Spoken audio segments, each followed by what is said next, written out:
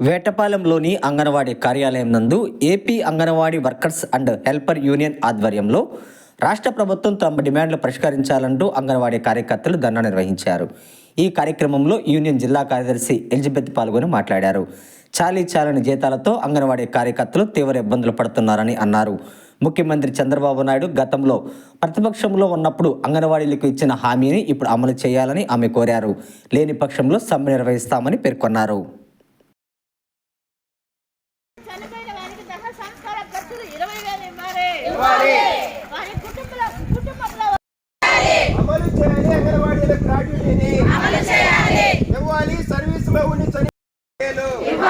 మార్చాలి అన్ని యాప్లు కలిపి ఒకే యాప్గా మార్చాలి అన్ని యాప్లు కలిపి ఒకే యాప్గా మార్చాలి అన్ని యాప్లు కలిపి ఒకే యాప్గా మార్చాలి అన్ని యాప్లు కలిపి ఒకే యాప్గా భర్తీ చేయాలి పెండింగ్ లో ఉన్న 160 ఇవ్వాలి ప్రీ స్కూల్ పిల్లలకు స్నాక్స్ ని ఇవ్వాలి ప్రీ స్కూల్ పిల్లలకు స్నాక్స్ ని ఇవ్వాలి పిల్లలందరూ అంగన్వాడీ సెంటర్ లో ఉండేటట్టుగా జీవోని ఇవ్వాలి పిల్లలందరూ అంగన్వాడీ సెంటర్ లో ఉండేటట్టుగా జీవోని